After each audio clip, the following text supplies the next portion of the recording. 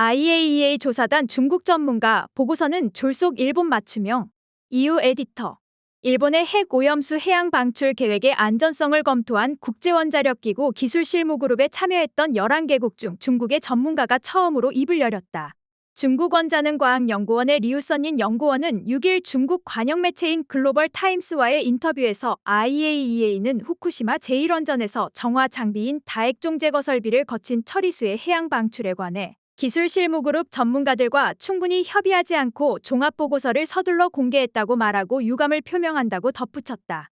앞서 그로시 IAEA 총장은 지난 4일 도쿄를 방문해 후쿠시마 제1원전의 핵 오염수 해양 방출 계획이 국제 안전 기준에 부합한다는 내용의 종합보고서를 일본 정부에 전달했는데, 리우 연구원의 말대로라면 그야말로 일본의 여름철 방류 계획에 맞춰 졸속 작성했다는 뜻이 된다. 리우 연구원은 이 보고서는 라파엘 그로시 IAEA 사무총장의 이름으로 공개됐다면서 보고서 발표 전 IAEA 사무국이 기술실무그룹으로부터 초안에 관한 전문가 의견을 구했지만 주어진 시간은 매우 제한적이었고 전문가 의견들은 참고용이었다고 밝혔다. 이어 그는 전문가 의견을 채택하느냐 여부는 IAEA 사무국이 결정했다며 피드백을 받은 뒤 IAEA 사무국은 해당 보고서의 수정과 의견 채택 문제를 놓고 다시 다양한 전문가와 토의하지 않은 채 보고서를 서둘러 발표했다고 지적했다. 과정도 부실했음을 보여주는 대목이다. 인터뷰에서 리우 연구원은 IAEA 기술실무그룹의 평가 부문과 현실적 한계 등도 소상히 설명했다. 그의 말에 따르면 일본 정부가 핵 오염수의 해양 방출 계획을 일방적으로 결정한 뒤 IAEA의 안전성 검토와 평가를 요청했다.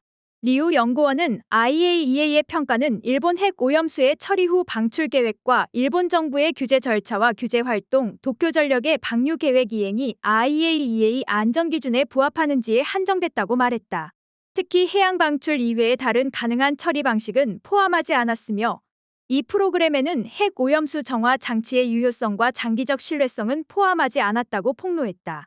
그는 IAEA 평가가 국제적인 동료 평가의 성격을 띠고 있고 주로 일본이 제공한 데이터와 정보를 기초로 해서 평가를 하고 의견을 제시한다고 믿는다며 지난 2년의 평가 작업 기간에 기술실무그룹의 모든 전문가가 일본 정부의 책임과 기능, 주요 원칙과 안전 목표, 승인 절차, 방사선 원정의, 배출 시스템, 그리고 핵 오염수 처리에 관련된 프로세스의 안전에 대해 논의했다고 덧붙였다.